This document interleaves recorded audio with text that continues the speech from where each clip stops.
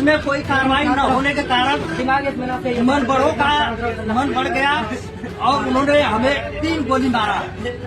जो सीरियस 2 गोली तो मतलब एक बाँह छेद कर निकल गई है, सीने में 2 गोली लगी है। हम लोग को बोल रहा था कि तुम्हें राण बनाएंगे, तुम्हें राण बनाएंगे। वो प्रशासन भी थी वहाँ, ये भी कोई विवादित बात ही नहीं हुई थी। कुछ नहीं तो राण बनाएंगे, लेकिन पुलिस प्रशासन कुछ भी एक शब्द एक थे वर्ड नहीं बोली थी कि मतलब वो बोले कुछ भी। प्रेग्नेंट थी, उसका भी कोई सुनवाई नहीं वो कर रही थी, बार बार कि मेरे को चक्कर आ रहा है। हमारे भी 2 लड़के थे, वो लोग को वो धमकी दे रहे थे।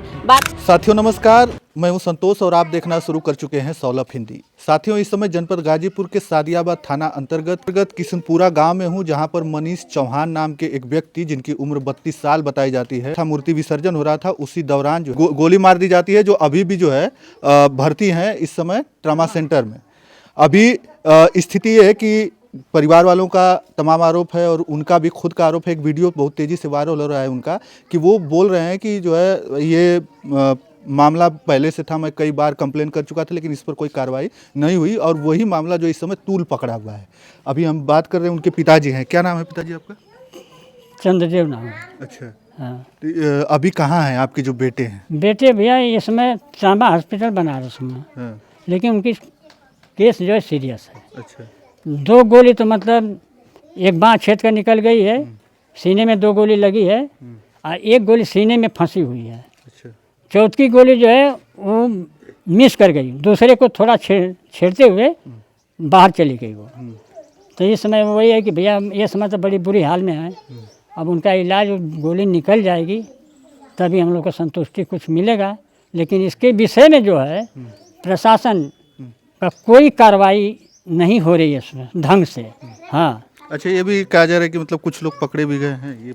ये जो पकड़े गए हैं अफवाह प्रशासन सादियाबाद थाना उड़ा रहा है, पुलिस यहाँ के कह रहे हैं कि पकड़ा गया है। वो लड़का जो है परसों से, इतने ही छोटे छोटे बच्चे, मैं आया खेते से तो बता रहे हैं कि नहीं वो भी था उसके गाड़ी पर। तब पुलिस वाले उसको हिरासत में लेकर के गाड़ी में बैठा लिए। आपका क्या नाम? मैं अनीता चौहान बोल रही हूँ, उनकी भाभी हूँ। जिसको घायल हुए वो मेरे छोटे देवर थे, मैं उनकी भाभी बोल रही हूँ।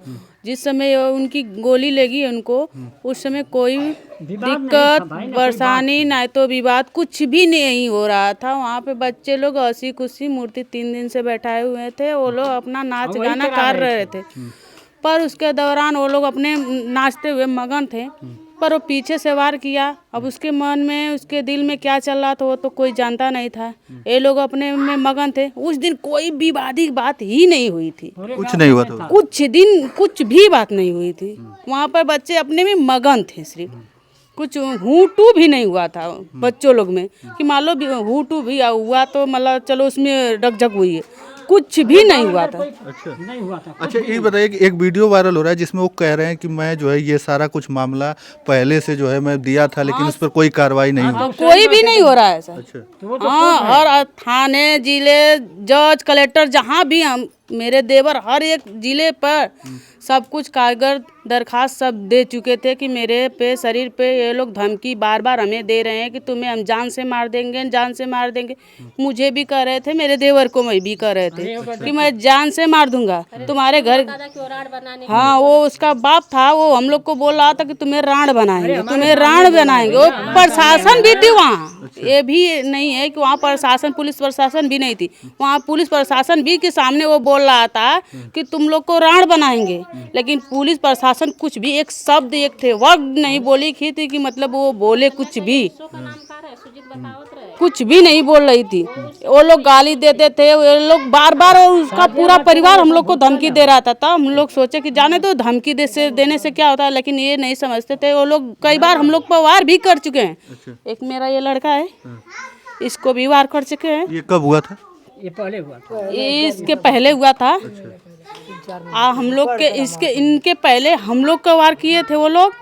घर पूरा परिवार को, लेडीज़ों को पूरा मारे थे। उसके बाद जो आज गोली चला के भागा हुआ है ना, वही हम लोग को मारा था। पूरा जेवर भी छीन लिया। उनके माँ थी, चाची थी, बहन थी, कुछ पड़ोसियों लोग भी थी, वो जेवर भी छीन ली और मोबाइल भी छीन ली। मोबाइल छीनने के बाद भी वो लोग बोलते हैं प्रशासन बोल रही है कि कुछ भी नहीं किए हैं। और हम लोग वहाँ पर थाने पर सादियाबाद में गए लिखाने के लिए, अपना दुख कहने के लिए। तो वहाँ के एसओ जो थे हम लोग को गाली भी दिए। मेरे छोटे बच्चे थे, दूध पिलाने के लिए मैं घर पे फ़ोन करी थी, मोबाइल भी छोड़ लिए। और वहाँ की जो लेडीसें थे हम लोग को बार बार टॉर्चर करती रही। वहाँ से एसओ साहब हम लोग को गाली दे के भगाएं और ना तो हम लोग को जेल में ही बंद कर दिए, जो कि हम लोग पिटाए भी थे। हम लोग अपना दुख कहने गए, वहाँ रखने गए, वो हमको गाली दिए, मेरे आदमी को गाली दिए, सबको वहाँ पे बंद कर दिए। उस समय कंप्लेन आपकी नहीं ली गई? कोई भी कंप्लेन आज तक कोई कंप्लेन वो लोग नहीं लिए, कहीं का भी नहीं कंप्लेन लिए। सब लोग ये जज कलेक्टर सब लोग यहाँ आए थे, कोई भी नहीं लिया गया था, कोई भी एक्शन नहीं लिया। वो मेरी ननद प्रेग्नेंट थी, उसका भी कोई सुनवाई नहीं। वो कह रही थी बार बार कि मेरे को चक्कर आ रहा है, तुम जल्दी। वहाँ की लेडीज है उनको डांट देती थी, हमेशा कोसती थी कि हम लोग को नहीं पैदा किए, हम लोग नहीं पैदा किए हैं। उनको बार बार कोसती थी, उनको भूख लगती थी, प्यास लगती थी, उनको दवा खाने, फिर भी कोई सुनवाई हम लोग की नहीं हुई। हर जिले हर अधिकारी का भैया हम गए हैं, हमको यही चाहिए, हम यही रिक्वेस्ट कर रहे हैं कि हम लोग को न्याय चाहिए, उन लोगों की घर की बर्बादी चाहिए, उन लोगों की फांसी होनी ही चाहिए। हम लोग यही अपने लोग से रिक्वेस्ट करते हैं कि हमको न्याय दिला दें, हम लोग से यही विनती कर रहे हैं। अच्छा, न्याय चाहिए इनका कहना है। आप कौन है?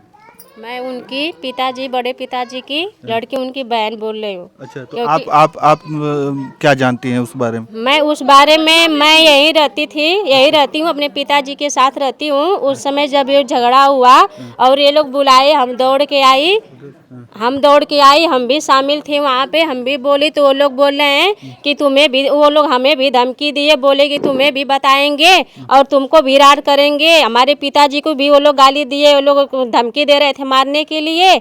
और ये बोले कि चलो ठीक है, आगे चल के दिखाएंगे, तुम्हें जो करना रहेगा वो करेंगे। धमकी हमारे भी 2 लड़के थे, वो लोग को वो धमकी दे रहे थे, बार बार यही टॉर्चर। और हम आए जब दौड़ के तो पूरा एसओ के साथ, पूरा समय महिला थी और यहाँ पूरा बुलाकर 10-15 लोग, बाहरी लोग को बुलाकर, जमीन की विवाद जो थी उसमें वो लोग जोड़वाने के लिए बाहरी लोग को बुलाकर जबरदस्ती जोड़वा रहे थे एसओ के साथ। जो सादियाबाद के एसओ थे पहले, वो लोग भी आए थे, लेकिन ये लोग बहुत किए, आज भी है। वो इसमें शायद ट्रांसफर उनका रिवा हुआ, भुड़गुड़ा थाने में हुआ है। हाँ, लेकिन वो भी परसों आए थे। वो बार बार यही दिखा रहे हैं कि ये जमीन का विवाद है, लेकिन उस समय जिस दिन ये घटना हुई, हमारे भाई को गोली लगी है, लेकिन उस दिन कोई विवाद नहीं था। ये विवाद 2-4-6 महीने पहले की है। हाँ, उसमें तो वो तो जमीन की विवाद जो है वो तो उसमें वो कोर्ट में चल रही है, उस पर दीवानी चली, उससे कोई मतलब ही नहीं है। हाँ, और मतलब फिर आखिरकार कैसे ऐसे अचानक से क्यों मार ऐसे वो ऐसे थाना की वो सरस्वती पूजा की विसर्जन हो रही थी, उसमें ही भाई लोग, सभी बच्चे लोग, गांवपुर सभी लोग इकट्ठे हुए थे। उसमें नाच गाना बजाना चल रहा था और हम लोग भी इधर किए कि मतलब तैयारी कर रहे थे कि हमारे तरफ आएंगे तो हम लोग भी नाच बजाना करेंगे। हम लोग इंतजार ही किए, जैसे ही हमारे इधर आए पूर्व के साइड वो नाच बजाना किए, जैसे हमारे साइड पश्चिम साइड आए, जैसे ही हमारे यहाँ वो डीजो के गाना बजाना शुरू हुआ, वैसे ही वो फायरिंग किया। फिर उसके बाद वो क्या हुआ कि जब वो फायरिंग किया, जैसे डीजे का गाना बजा, हम लोग को ये हुआ कि हमारे बच्चे उस पे थे, सभी लोग दौड़ने लगे, उतर के डीजे पर से दौड़ना शुरू किए। तो हम लोग सोचे कि कोई ऐसे कोई झगड़ा उगड़ा कर लिया, लेकिन जब वहाँ दौड़ के गए तो सारी गांव की महिलाएं, पुरुष, सभी लोग गांव के इकट्ठे होकर सब लोग यही चिल्लाना शुरू किए कि देखो आलोक चौहान ऋषिकेश का बेटा वो था, फायरिंग करके गोली मार के मनीष को भाग गया। हम लोग जब